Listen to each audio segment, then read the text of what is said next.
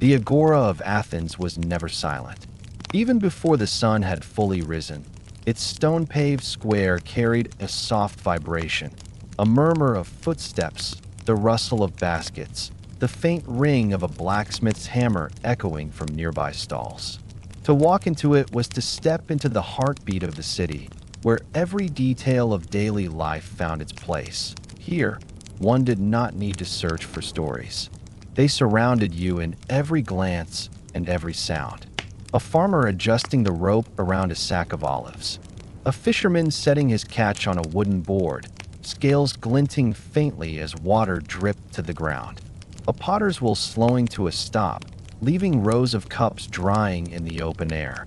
These small, ordinary moments were the lifeblood of Athens, more telling than statues or speeches, more revealing than temples or theaters. The marketplace was not only where people bought food, it was where they measured the rhythm of their lives. Coins changed hands, gossip traveled faster than carts, and strangers became neighbors through simple exchanges. The Agora was Athens itself, noisy yet thoughtful, practical yet full of wonder.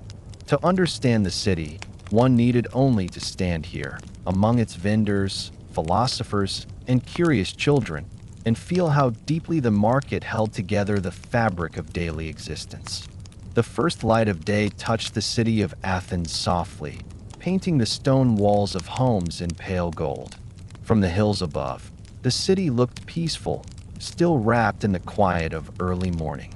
But down in the heart of Athens, in the broad open square of the Agora, the stillness had already begun to break. Here, the market stirred before the city itself fully awoke. Vendors arrived early, carrying baskets on their backs, pushing small carts, or leading donkeys loaded with produce. The air was cool but alive, filled with the muffled thud of wooden wheels on stone, the low voices of traders greeting one another, the clink of pottery stacked carefully for displayed at this hour. The Agora was not yet crowded, and that was its own kind of beauty. The square, framed by colonnades and scattered statues, still held shadows. Only the first rays of the sun fell across the paving stones, catching on the polished bronze of scales and coins, making them flicker like fire. The smell of earth rose from baskets of vegetables freshly pulled from fields outside the city, onions with their long stalks still damp with dew, bunches of herbs bound together with twine, clusters of grapes glowing faintly in the light.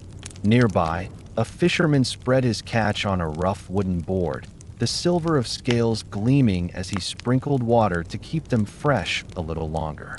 His voice was low at first, but soon it would rise, joining the chorus of the day. The Agora was not simply a place of buying and selling. At dawn, it felt like a theater preparing for a play. Every vendor knew his role, every stall had its rhythm.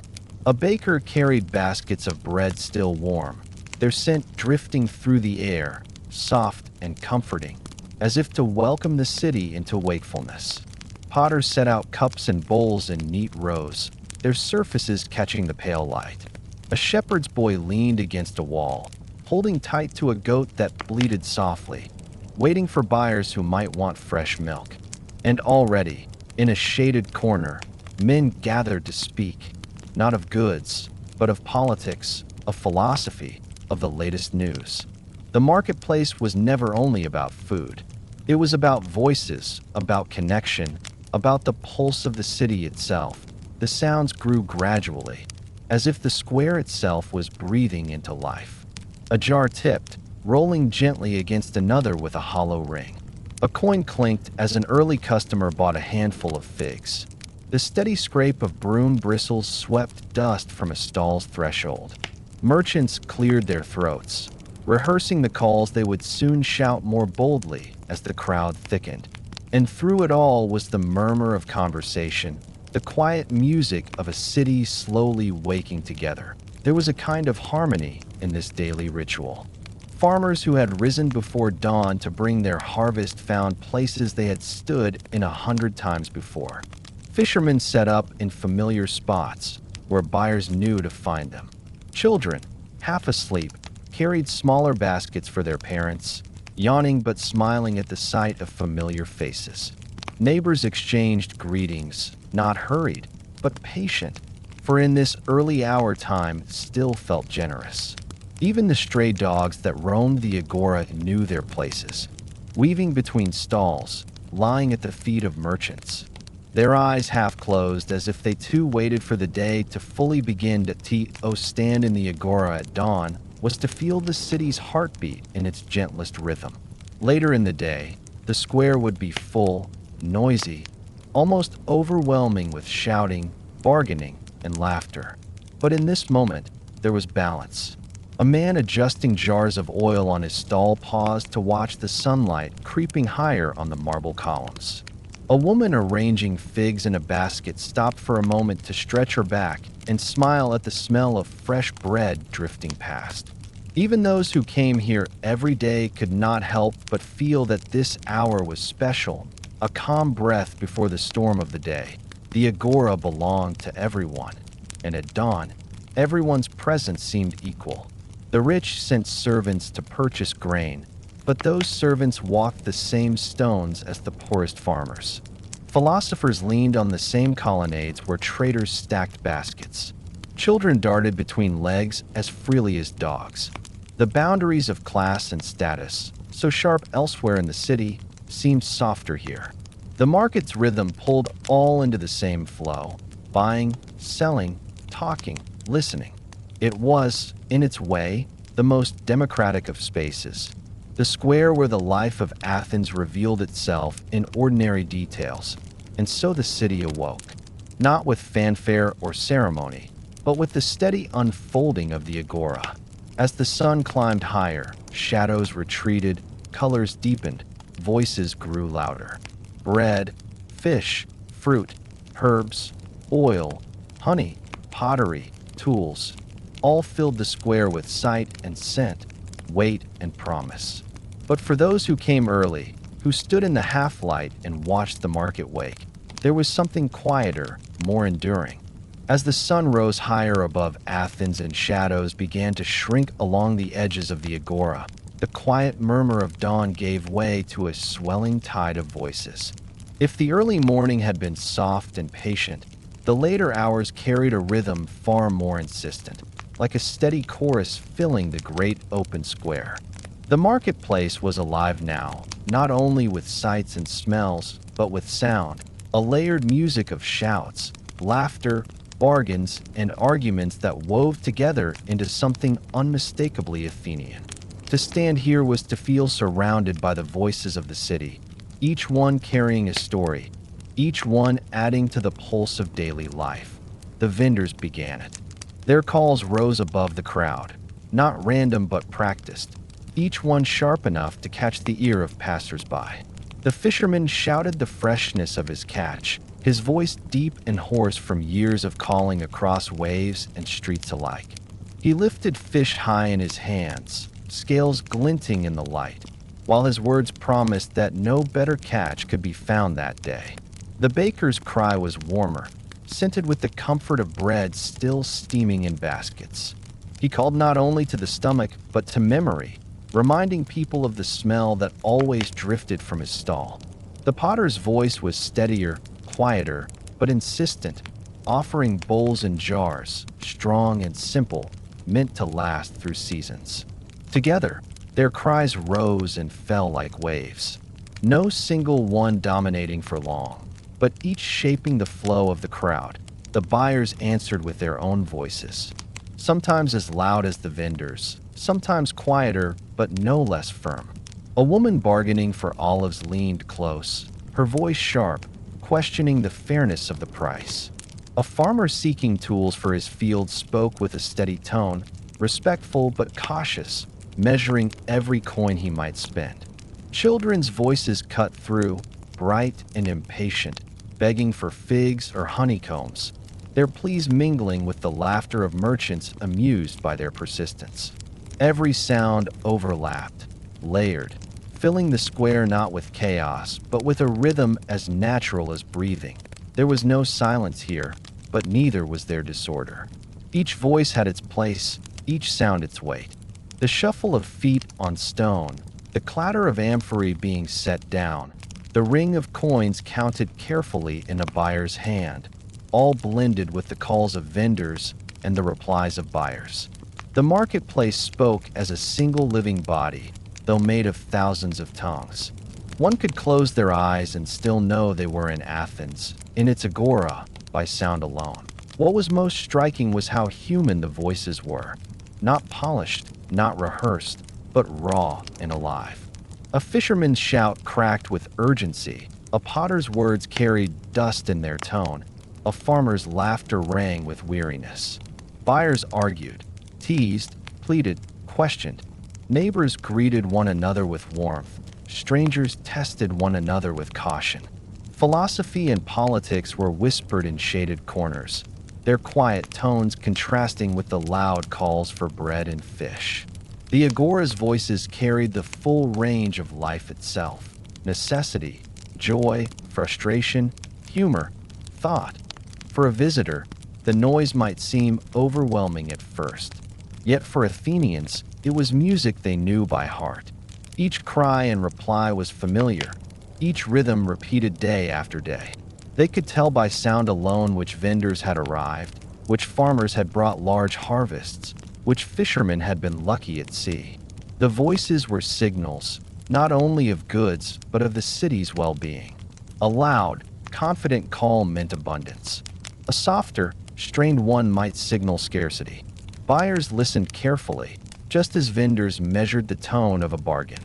Words were as important as coins here, shaping deals, building trust, sustaining relationships. And so the voices continued, hour after hour, shaping the square as surely as the sun overhead. To walk through the agora was to be wrapped in a living language, to be part of a conversation that never truly ended, only paused with the fall of night. The vendors' cries, the buyers' bargains, the laughter and the arguments, they were not only the sounds of commerce.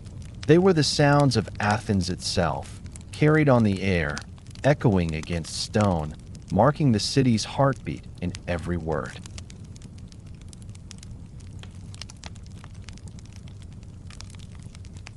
To walk into the Athenian agora as the day reached its height was to step into a world not only of sound, but of vivid color and heavy scent. The air seemed painted, layered with images and fragrances that told their own stories of harvest, of sea, of field, of craft. Even if one closed their eyes, they could still know where they were, guided by the perfume of herbs, the sharpness of fish, the sweetness of fruit, the tang of olives and oil. And with eyes open, the marketplace became a living tapestry. No two stalls alike, no two corners without their own hue or breath. The colors first struck the eye in the stalls of fruits and vegetables. Pyramids of figs gleamed dark purple, their skins split faintly with ripeness, revealing the crimson within. Clusters of grapes, green and gold and violet, hung heavy in baskets, their surfaces still dusted with the pale bloom of the vineyard. Pomegranates lay open, their jewel-like seeds spilling scarlet into the sunlight. Alongside them, earthy onions sat in piles, their skins copper and gold, while bunches of green herbs brightened the shadows with parsley, mint, thyme, and dill tied in careful bundles. Carrots, radishes, and beans added splashes of red, orange, and deep green. Together, these stalls looked less like a market and more like a painter's palette, scattered with shades pulled from earth and sky, not far away. The fishermen's stalls offered a different display, one that glittered silver and gray beneath the sun. Fish lay in rows, their scales catching the light, some with a shimmer like quicksilver, others darker, almost blue. Octopus hung from hooks, their tentacles swaying gently with every passing step, their skin mottled and strange. The smell here was sharper, more insistent, the briny tang of the sea carried inland. Vendors splashed water from clay jars over their catch, keeping it fresh, and the droplets sparkled as they fell, adding another fleeting brightness to the scene. The air here was alive with salt, with freshness, with the memory of waves still clinging to each body of fish. The bakers' stalls drew buyers with warmth and color of their own. Round loaves, crusts golden and cracked, lay in neat rows, their surfaces dusted lightly with flour. Smaller rolls glistened faintly with oil, some topped with seeds that added both taste and decoration. The smell of bread was almost irresistible, rich, soft, comforting, filling the air with a promise that seemed to draw everyone closer. The sight of rising steam, the feel of warm loaves passed from hand to hand, the deep, earthy scent of baked grain blended into the agora's symphony of sensations. Beyond food, the stalls of potters and craftsmen carried their own hues and odors. Rows of amphories stood tall, their clay surfaces glowing red, orange, and brown in the sun. Bowls and cups bore painted designs, horses, leaves, waves, and patterns that spoke of both beauty and function. The smell here was faint but distinct, the dry dust of clay, the sharp tang of fresh glaze, the smoky memory of kilns where fire had hardened soft earth into lasting form. Metal workers added another layer, the glint of bronze tools catching light, the faint scent of forged iron still clinging to blades and nails. Each craft filled its corner of the market with its own atmosphere, its own presence, and then there were the smaller scents, subtle but essential. Honey sellers brought combs golden and dripping, their stalls sweet with the heavy perfume of beeswax and nectar. Oil merchants offered amphorae filled with olive oil, their surfaces slick, their smell sharp and green, lingering in the air long after a jar was opened. Spice sellers carried satchels from distant lands, their stalls filled with the warm, exotic fragrance of cinnamon, cumin, and pepper, their colors dark and mysterious among the brighter local produce. Even leatherworkers added to the mix, the rich, heavy scent of hides tanned and worked into sandals or belts clung to their stalls, blending strangely but unmistakably into the chorus of odors. Together, these colors and smells made the agora a place of immersion, overwhelming but beautiful. The brightness of fruit, the shimmer of fish, the golden crust of bread, the gleam of bronze, the red glow of clay. Each scene passed quickly, yet lingered in memory. The sweetness of honey, the sharpness of fish, the freshness of herbs, the warmth of bread, the tang of oil. Each scent mingled into a perfume that was at once chaotic and comforting. To walk the square was to walk through layers of sensation, each stall offering not only goods, but an experience of sight and smell that defined the life of the city that I in this way.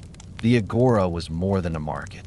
It was a feast for the senses, a place where daily survival met beauty, where practical exchange became an art of colors and odors.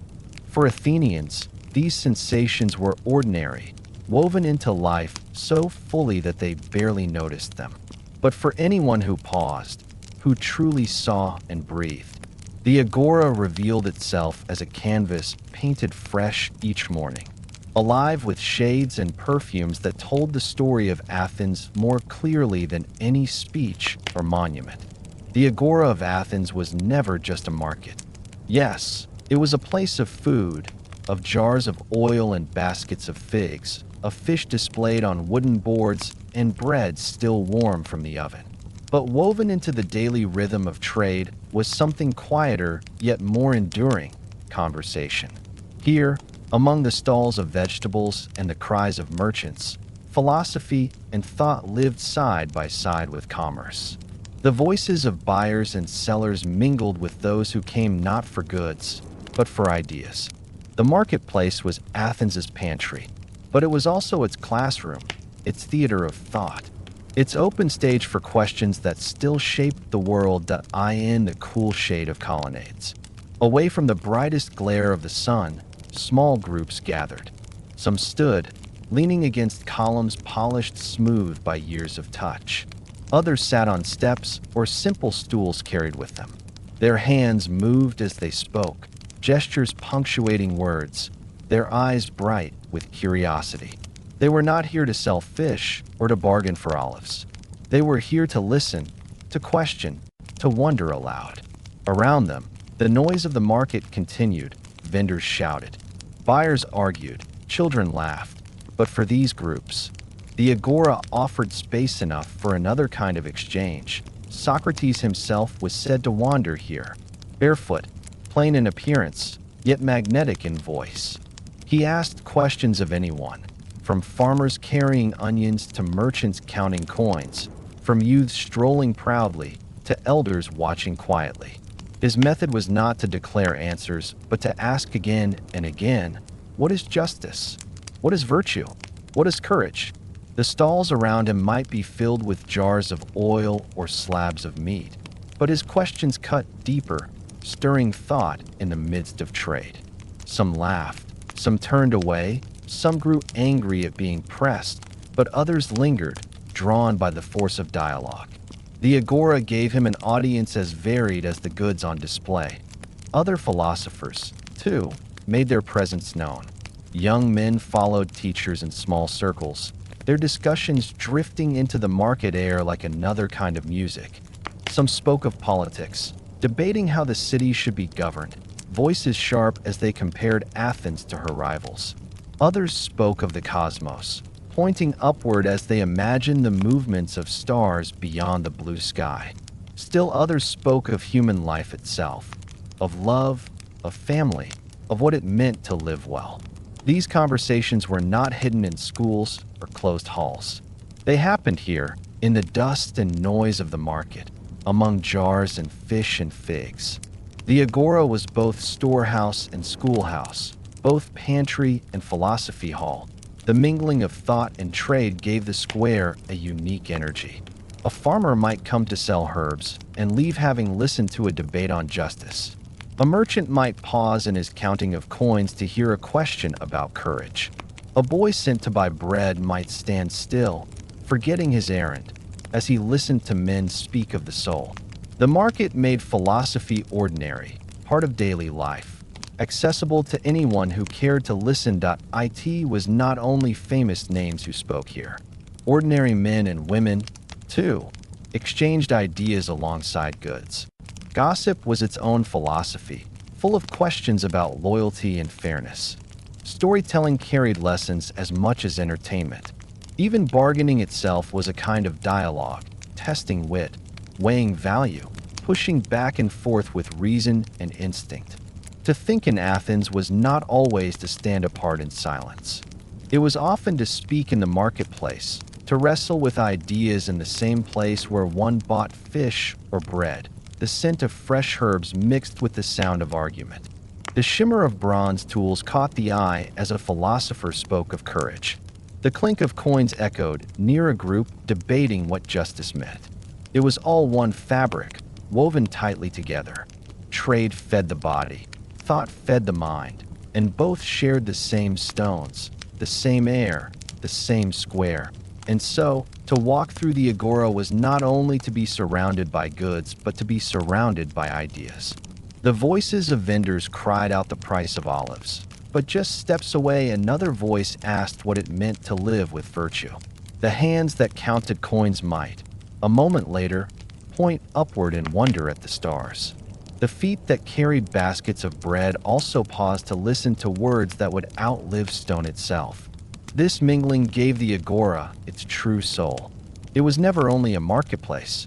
It was the living heart of Athens, where ideas were as common as figs, where thought was as daily as bread, and where the ordinary life of buying and selling carried within it the extraordinary weight of philosophy. The agora of Athens was not only the center of local life. It was also a window onto the wider world.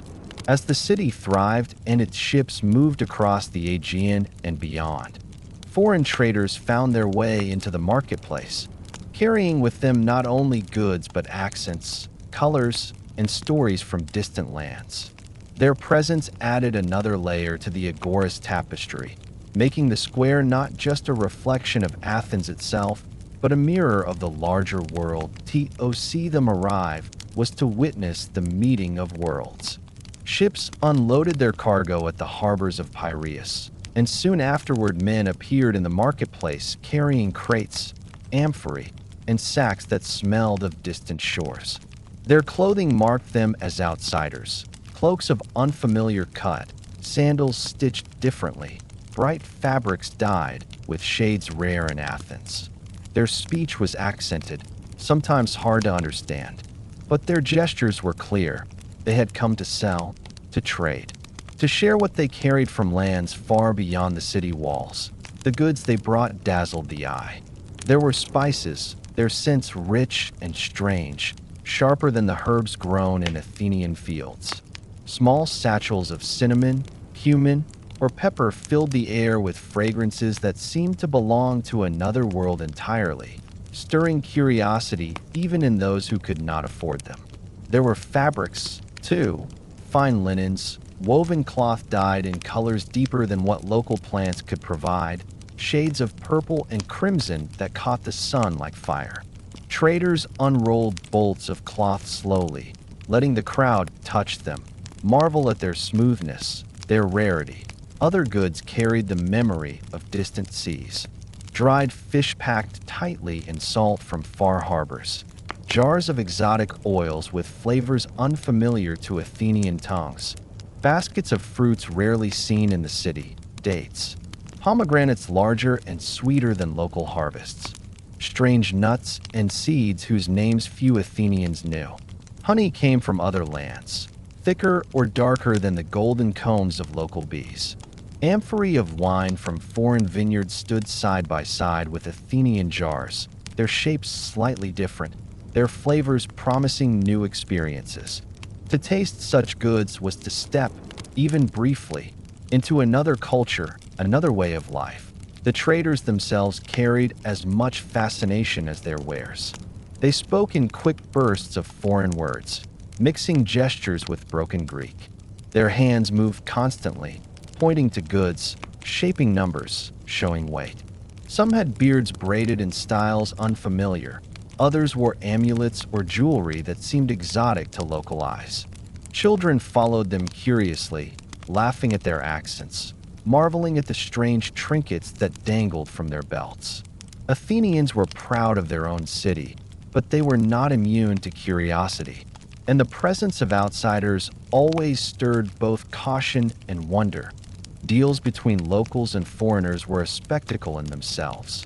Coins clinked. Goods were examined closely. Voices rose and fell as price was debated. Sometimes laughter ended the exchange, sometimes frustration, but always there was the sense of two worlds meeting across a shared language of trade. A merchant from a distant port might not understand every word, but he understood the weight of silver in his palm, the nod of agreement, the satisfaction of an exchange complete. The foreign traders also brought news, whether they intended to or not. Their presence was a reminder that Athens was not isolated, but connected to a web of ports, cities, and kingdoms. Their goods carried the scent of faraway lands, and their stories, even told in fragments, carried whispers of other peoples, other struggles, other triumphs. A jar of wine might come with a tale of the vineyard where it grew, a bolt of cloth with the story of the dyers who worked it, a spice with the journey across seas and deserts. In this way, the agora was more than a market of goods. It was a market of ideas, of connections, of glimpses into a broader world. For the Athenians walking among these stalls, the exotic goods were more than luxuries. They were symbols of possibility, of horizons beyond their own. A woman touching a fine fabric might imagine herself adorned differently. A man tasting a strange spice might wonder about the land where it grew. Even those who never bought such things still felt their presence as part of the market's richness. The foreign traders reminded everyone that Athens stood at the crossroads of a world larger than itself, and that the life of the city was tied to the lives of countless others across the seas.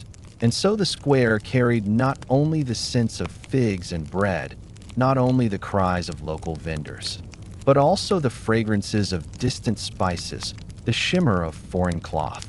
the voices of traders who came from far away. The agora became more than Athens's heart. It became a heart that beat in rhythm with the wider world. Here, under the Athenian sun, the city met the sea, the near met the far, and the ordinary life of buying and selling touched the edge of the extraordinary. The agora of Athens, though remembered most for its bustle of trade and the noise of daily life, was never only a marketplace. Scattered among the stalls and colonnades stood reminders that the space belonged not just to the city, but also to something higher.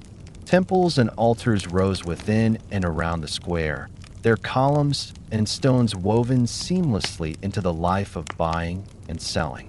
For Athenians, there was no sharp line between the practical and the sacred.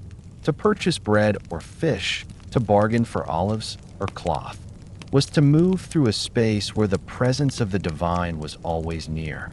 Watching quietly from marble steps and shadowed porticos, the eye could not wander far without noticing them. Small shrines stood at the corners, altars raised on stone blocks where offerings were placed each morning.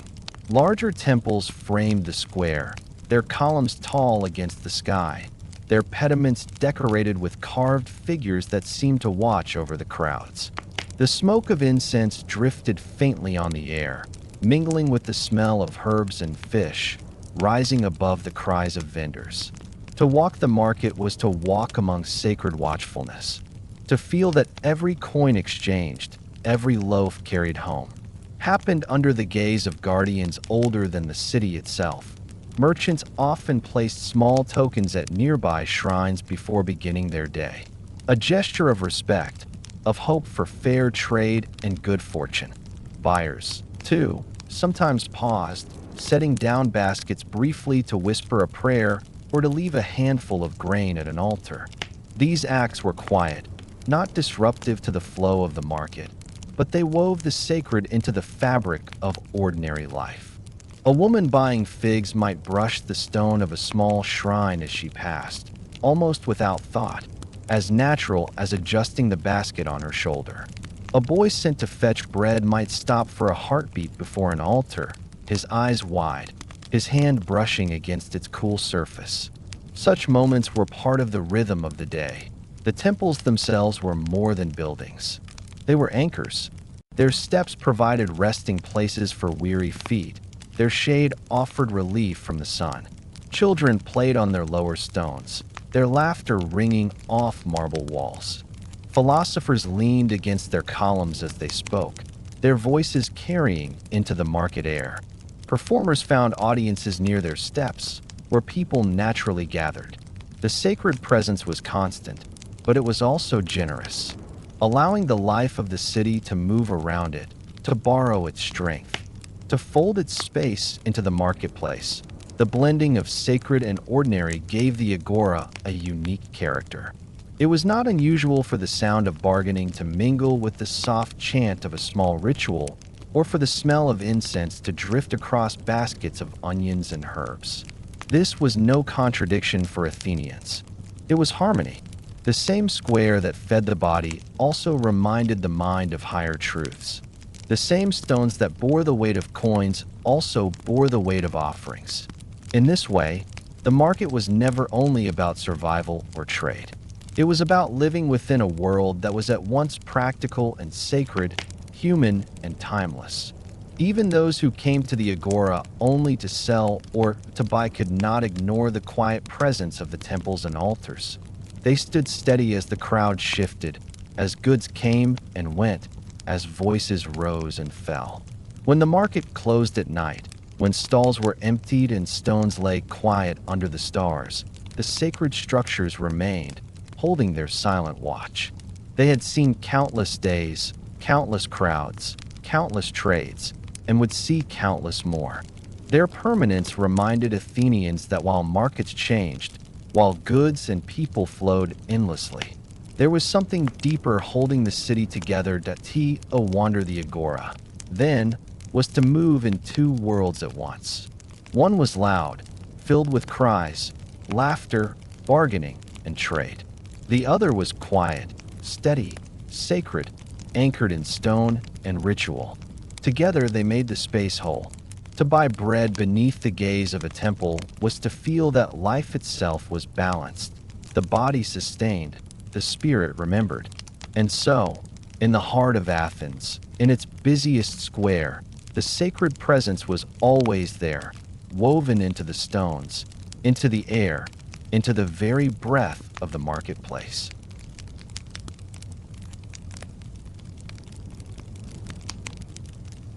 The heartbeat of the Athenian agora was not only the cries of merchants or the colors of fruit piled high in baskets. Beneath the surface of every bargain, every shouted price, every hand extended, there was another rhythm, quieter but no less powerful, the steady exchange of coins and the careful weighing of goods. Without this flow, the market would have been only noise. With it, the agora became a living system of trust, measure, and value, turning the bustle of trade into something lasting and ordered. The sound of coins was constant. Small bronze pieces clinked against each other in pouches. Silver drachmas rang faintly as they struck stone counters. Larger pieces of more value changed hands with deliberate care. Buyers carried them wrapped in cloth, tied at the waist, or hidden deep in tunics. Sellers counted them quickly, practiced in the movement, their fingers stained from years of handling metal. The weight of a coin mattered as much as its image. For each piece of silver or bronze carried with it not only value but confidence, the assurance that the city itself stood behind the trade. The agora was filled with scales. Some were simple, a beam of wood balanced on a rod, with pans dangling from either end. Others were more refined, made of bronze, their arms carefully calibrated. Merchants placed weights carved from stone or metal on one side, goods on the other, adjusting until the beam leveled. Buyers watched closely, their eyes sharp, for fairness was measured not only in coins but in accuracy. A dishonest weight could mean more than a single loss. It could destroy trust. And in the marketplace, trust was the invisible thread holding everything together. The weights themselves carried stories. Some bore the mark of the city, a guarantee of standard measure. Others were worn smooth by years of use, passed down through families of traders. Buyers learned to recognize them, to judge the honesty of a stall not only by the freshness of its goods, but by the steadiness of its scales. To see a scale dip and rise was to see the very balance of the city at work, fairness and exchange playing out in every transaction.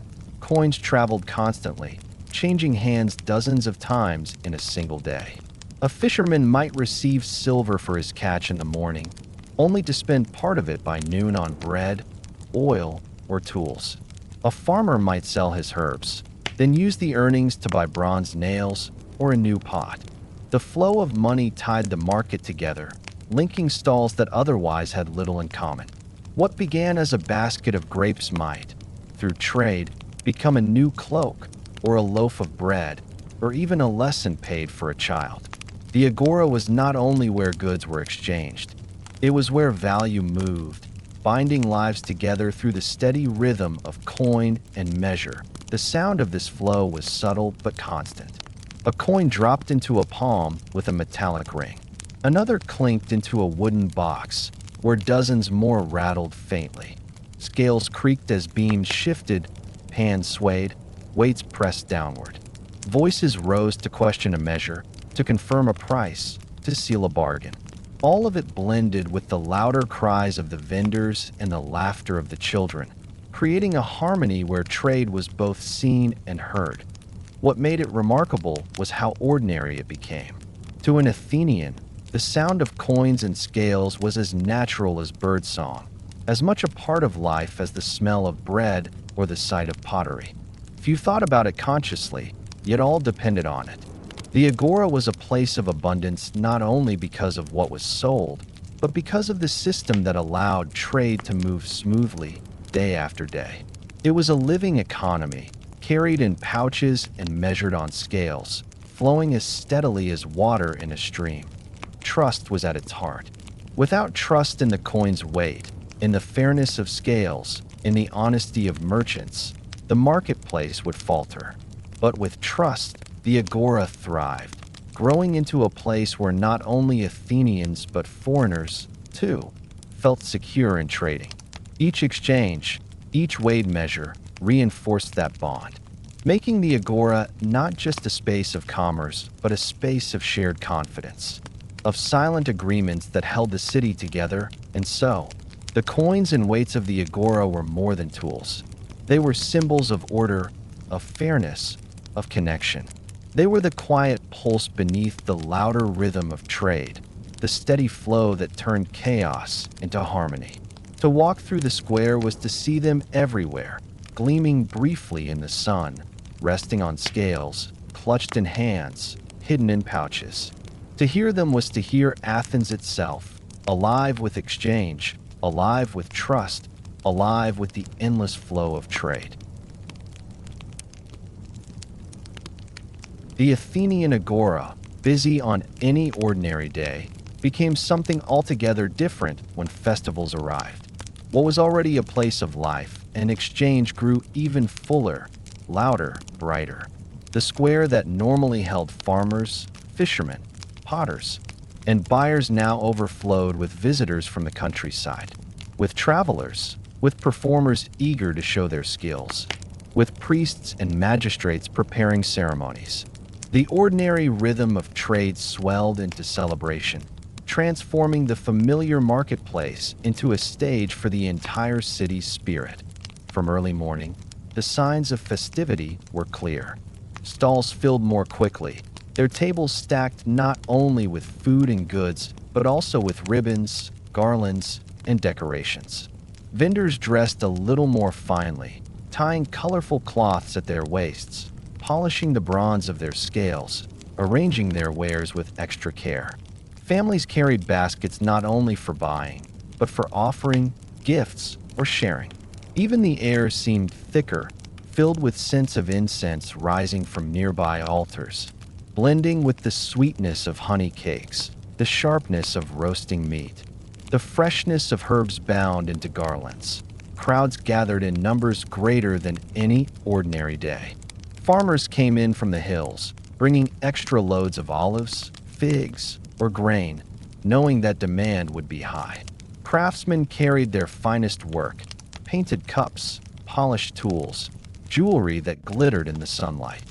Foreigners too found their way into the agora, their accents and clothing adding to the sense of a city filled with the world.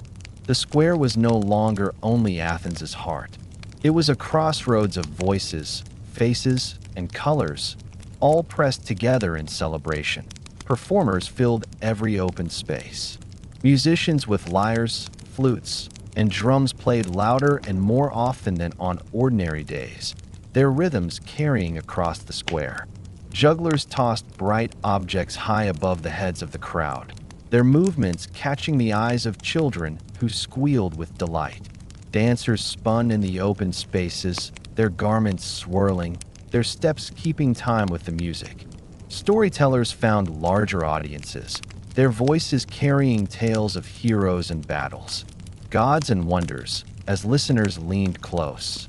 Eager to be transported, the market itself shifted, becoming less about necessity and more about joy.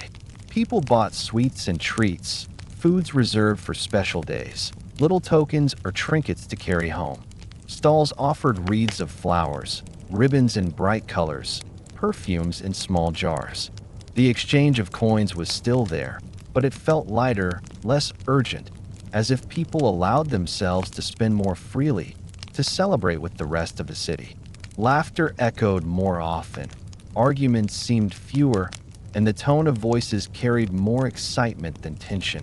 Amid this, rituals and ceremonies unfolded. Priests moved through the crowds toward altars, their robes marking their passage, their faces solemn against the backdrop of festival noise. Offerings were laid out, baskets of fruit, jars of oil, loaves of bread, wreaths of flowers. Incense smoke rose higher, drifting above the market stalls, a reminder that the day's joy was also bound to reverence. that the gods were part of the celebration as much as the people. The crowd hushed briefly during these moments, the voices of the market falling into stillness, before rising again into the lively rhythm of trade and festivity.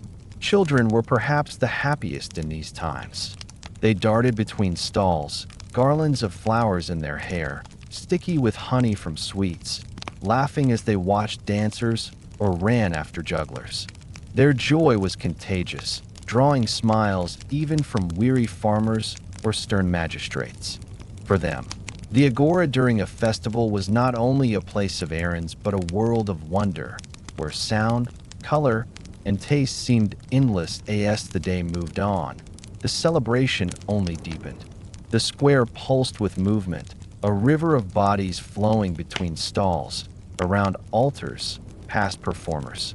Sunlight caught on bronze, on polished pottery, on bright fabrics, making the marketplace itself gleam. The hum of conversation rose into a roar, a blend of languages and accents that filled every corner. Yet within that noise was harmony, the sense of a city not only working but rejoicing, gathering together in a shared moment of abundance and gratitude. And when the sun finally dipped low, when shadows stretched long across the paving stones, the agora slowly quieted. Stalls were packed away, garlands faded, musicians carried home their instruments. Yet the echo of the celebration lingered, in the tired smiles of vendors, in the sticky fingers of children, in the scent of incense still hanging in the evening air. The marketplace would return to its ordinary rhythm the next day, but for that one span of hours, it had been more than a place of trade. It had been a festival ground, a mirror of Athens's joy, a reminder that the heart of the city was not only strong in work, but alive in celebration. Long after the cries of vendors faded, long after the smoke of incense thinned and drifted into the sky, long after the coins were counted and the stalls packed away, the stones of the Athenian agora remained.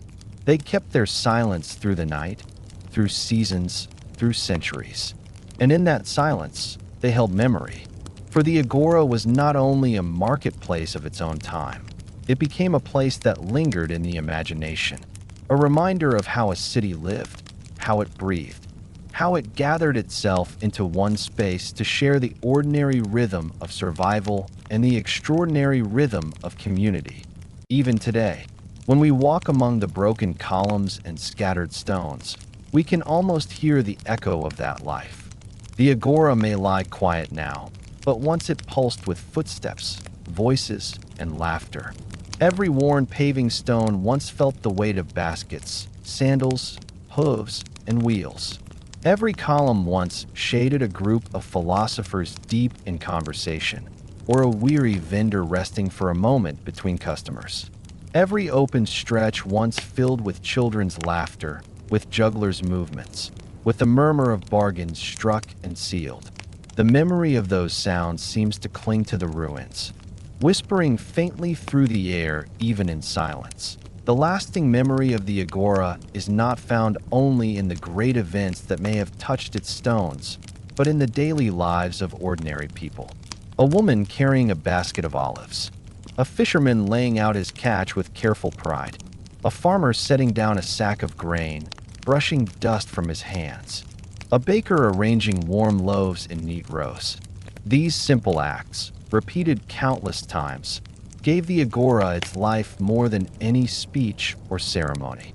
The greatness of Athens rested not only in its temples or theaters, but in these small, steady moments of exchange. Philosophers, too, left their mark, though not in marble, but in memory. Their questions, asked in the open air, seeped into the life of the market as much as the cries of merchants did. They turned the square into a place of ideas as well as goods, a place where anyone could pause and listen, where thought was not hidden in halls, but lived in the dust and noise of daily life. The legacy of those conversations remains with us, shaping how we think, how we ask questions, how we imagine what it means to live well. And they remind us that the agora was more than stone and trade. It was a meeting place of minds. The sacred presence also lingers in memory. Altars, once heavy with offerings of fruit, bread, or oil, still stand in fragments. Temples, though broken, still rise with dignity, their columns reaching upward as if unwilling to bow entirely to time. They remind us that the Athenians carried reverence into every part of their lives, even into the marketplace.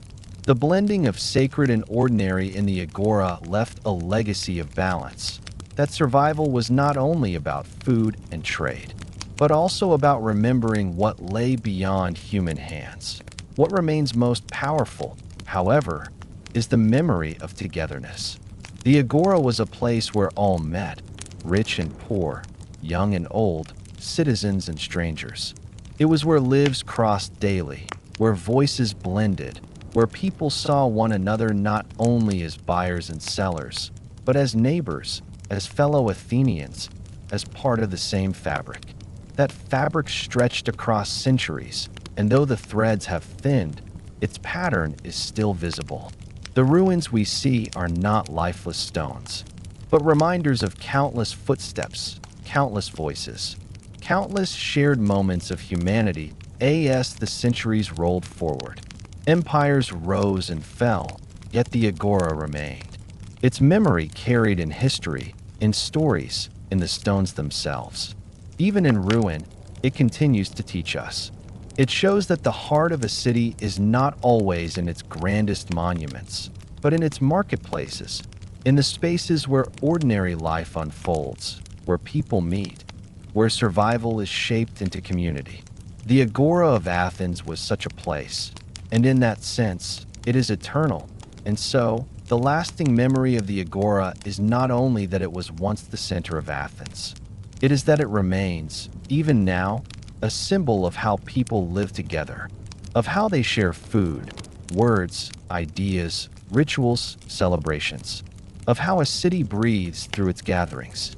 The Agora reminds us that history is not only written in battles or carved in temples, but lived in the daily exchanges of ordinary lives. Its stones whisper still, steady, and patient, carrying forward the echo of Athens, a heartbeat that continues across time. Now the voices of the Athenian Agora have grown quiet in our story, just as they once did at the end of each long day. The shouts of vendors have softened into silence, the clink of coins has ceased, the scent of bread and herbs has drifted away on the evening breeze. What remains is the memory, steady, patient, lingering in the stones that still lie scattered across the square. The marketplace of Athens was never just a place to buy and sell. It was the city's living heart, a place where fishermen and farmers stood beside philosophers, where children's laughter mingled with the measured tones of debate, where the sacred presence of temples watched over the most ordinary of trades. It was here that survival and community met, where daily life unfolded not in isolation but in harmony with others. When we think of Athens now, we often remember its shining temples, its theaters, its victories and ideas. Yet the Agora reminds us that history is also built on the quiet rhythm of bread changing hands, of olives measured on scales, of neighbors greeting one another among the stalls. It teaches us that the true strength of a city lies not only in its monuments, but in the gatherings of its people, in their voices, their laughter, their endless small exchanges that wove together the fabric of community. And those centuries have passed. Though the vendors and buyers are long gone, the echo of their lives has not faded. Walk among the ruins today, and you can still feel it. The hum of voices in the air, the faint memory of coins on stone, the whisper of sandals across the square. The Agora is quiet, but it is not empty. It holds within it the memory of a city alive, and that memory continues to speak. As you let this story settle within you, let its calmness carry you. Picture the market at dusk, the stalls packed away, the stones cooling in the evening air. The crowds have left, the performers have gone, even the philosophers have fallen silent. All that remains is the square itself, steady and eternal beneath the stars. The heart of Athens rests, and so too may you.